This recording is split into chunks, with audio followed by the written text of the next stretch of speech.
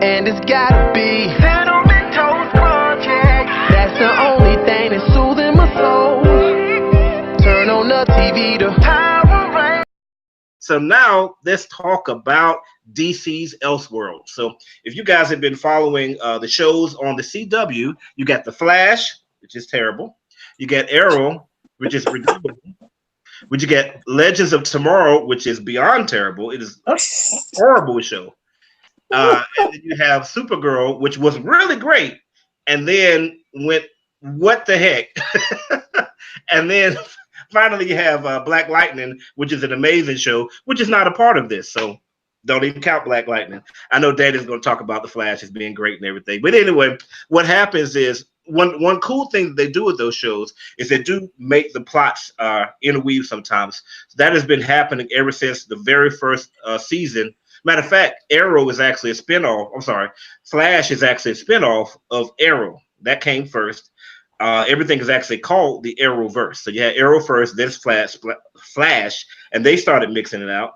Then you brought in Supergirl, and they started mixing it up. Then you got Legends of Tomorrow, which is basically all the has-been characters from Arrow, and put them in the show.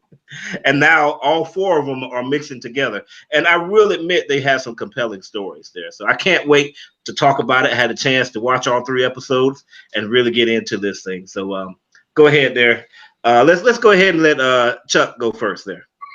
Oh, great. Yes, let me go first. Okay, I'm gonna just let you all know off gate. I didn't watch all 3 of these episodes. I made it through the first one. I have not watched Flash in years.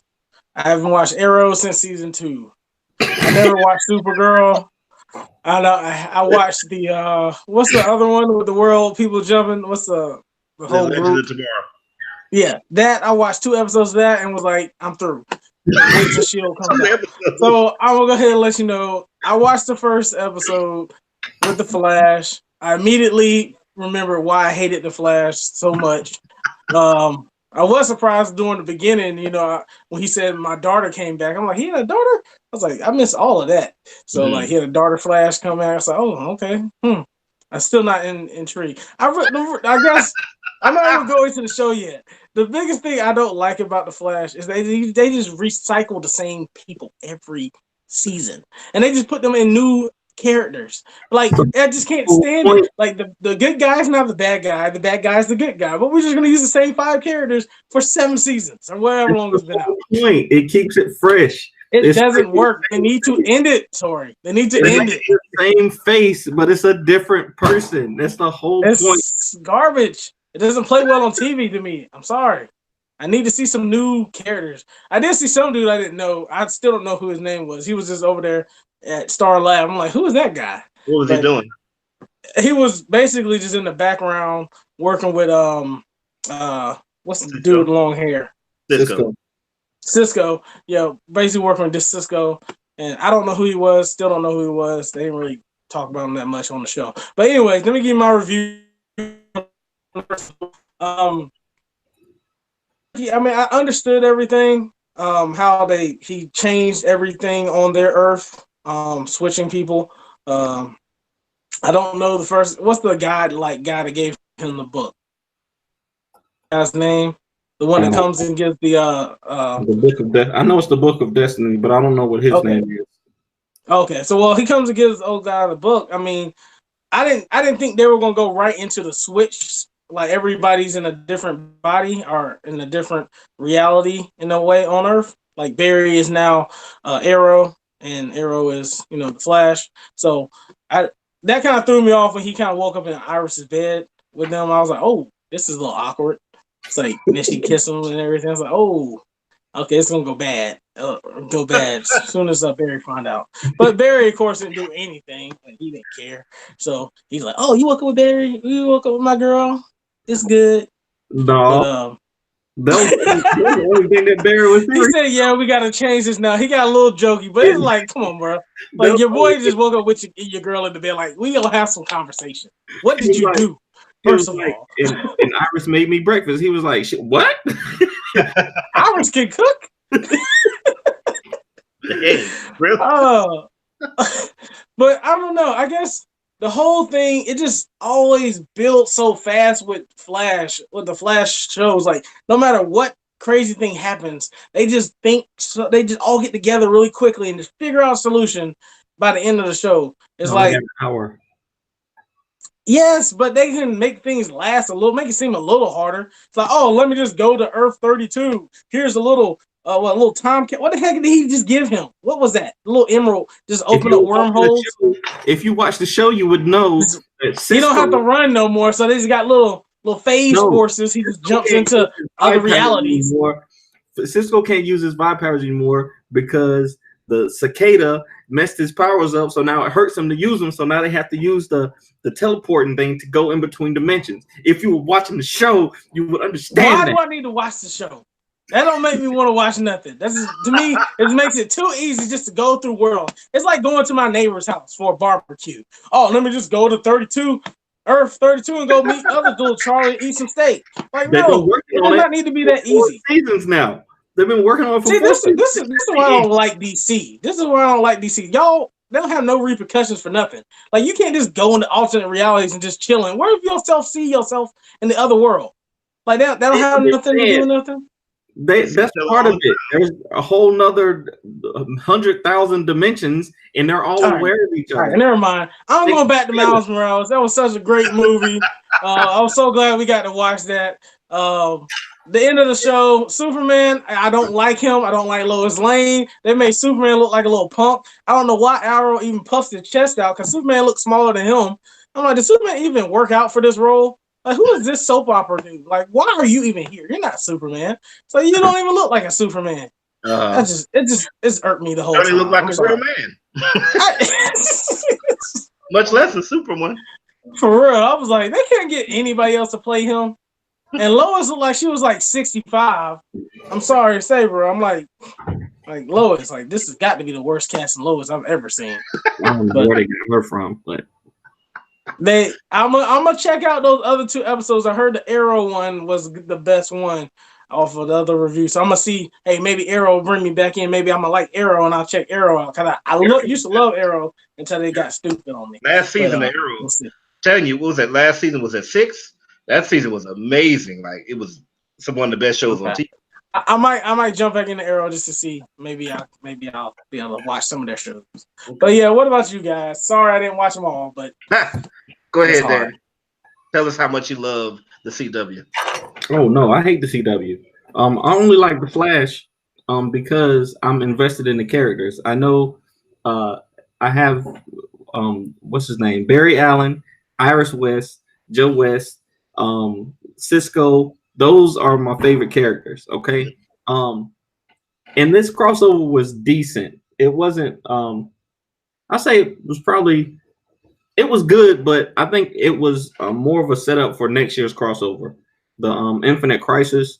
They really planted a lot of seeds for that show. And I think next season is going to be Arrow's last season because of what happened in here. I was most excited about Batman or Batwoman showing up because she's supposed to be getting her own show soon. And the second episode of the crossover was the best because of that. You got to see all of the, like, they had so many Easter eggs in there. They had the so I guess the Batman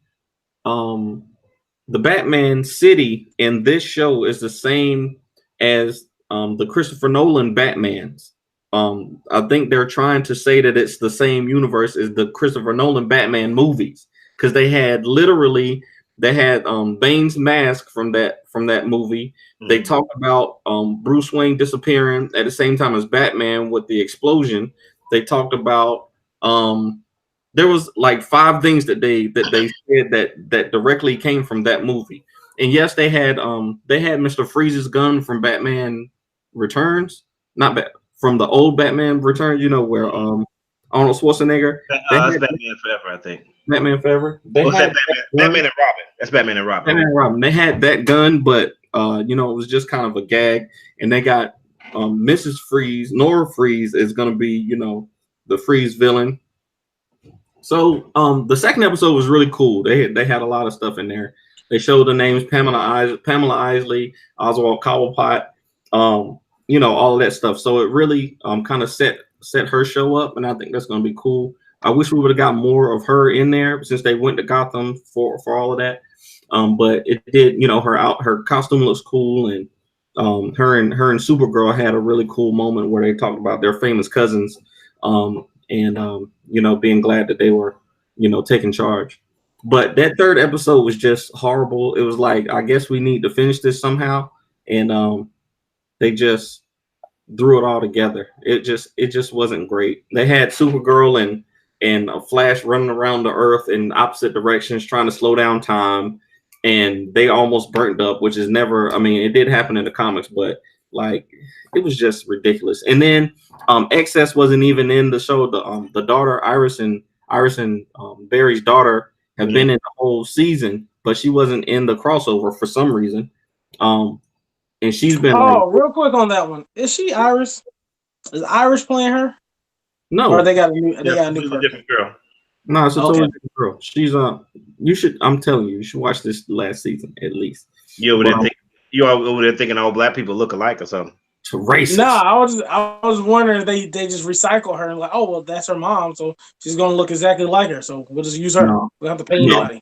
On that note of races being the same, just real quick on Into the Spider-Verse, I had no idea there was two different voices playing the blonde and the dark and the brunette. What do you call the dude? Brunette Spider-Man. Like Grace Randolph, she's like, oh, I was so taken out of the movie because I was expecting to be this guy. I'm like, it was two different guys. Yeah, I didn't hear enough of the first Spider-Man movie the first Spider-Man to know that he was any different. I didn't even think about it. Sorry about that. Go ahead, Danny. But that's it. It was cool, for a crossover. Nobody else on TV is doing anything like that. I mean, besides Grey's Anatomy and Shonda Rhimes' shows are crossing over like that. But I think it's really cool.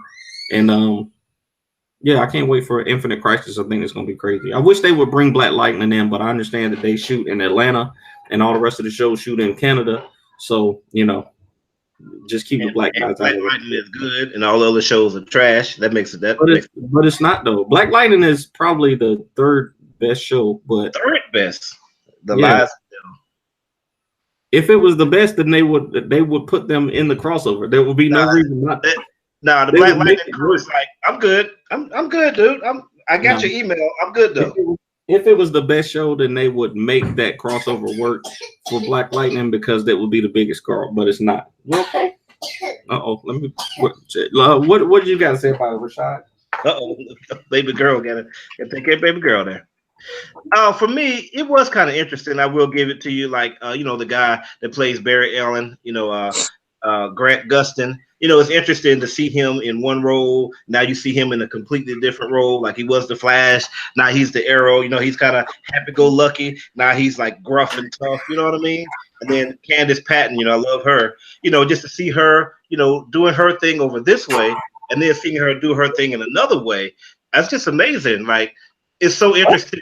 It's so interesting to see how in the different worlds that the characters are so different from each other. Same thing with Steve and Arnell. You know what I mean? Like you expect them to be like, you failed this city. You know what I mean? And here he's coming with the Flash stuff, and it's like, it's just parallels. You know what I'm saying? It's parallels on top of parallels, and those parallels can intersect with each other. But what did you think about Amazo? What did you think about Amazo? I thought Amazo was amazing. I don't think he was in this one though, was he? Yeah. So did you actually watch the shows or? So that's our show, guys. So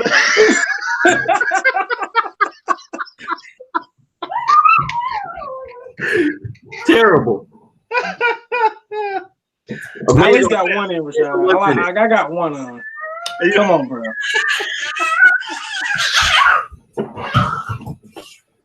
She's having a good time over there. He's having a great time. She is. I'm just gonna say, without having seen it, just don't watch it.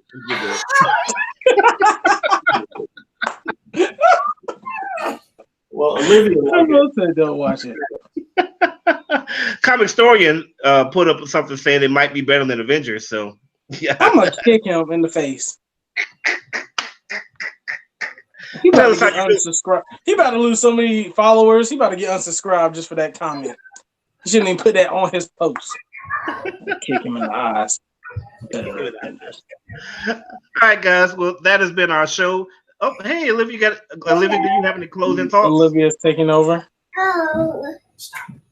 Do you have any closing thoughts, Olivia? Can you say, stay vigilant, my friends? Say stay vigilant. Stay vigilant. My friend. My friends. Yay. Yay. The whole family's coming in. Everybody's vigilant. All right, Chuck Taylor, what you got, sir? Good show, guys. Yes, we got some things coming up next year. So if you did not see you're not in our group, join our color commentary group and look at our KFH poll. We're trying to get a couple movies to do some watch parties and some epic events. So make sure you vote on that because we'll be closing that at the end of the year to get ready for 2019. So definitely look for updates for parties and postings. And I'll check you guys out later. All right. Anything else, Danny? Nope, I'm good to go, man. I appreciate y'all. I'll see y'all next week. All right. So, hey, if you're watching our show live on Facebook, make sure to go ahead and leave us a comment. Tell us what did you think that I was going to do as the opening for for Spider-Man Into the Spider-Verse. And it's Into the Spider-Verse, not Enter the Spider-Verse. It's not like Enter the Dragon like Bruce Lee's. It's Into. I just want to clarify that. Just put that out for all people who might want to know that as they're marketing our show. For anybody that might want to know that. Leave us a comment on Facebook or leave us a comment on YouTube as well. Check us out on Twitter. We're on everywhere, Twitter, Instagram, all the above. Of course, you got to subscribe. And as we say, you got to subscribe to survive. This, of course, is Color Commentary, where we give you, this is going to be regular this time because I'm scared that the whole thing is going to cut off if I do anything different. So this is Color Commentary, where we give you views from a different side. Surprise attack! Peace. And it's gotta be Sentimental Project. That's the only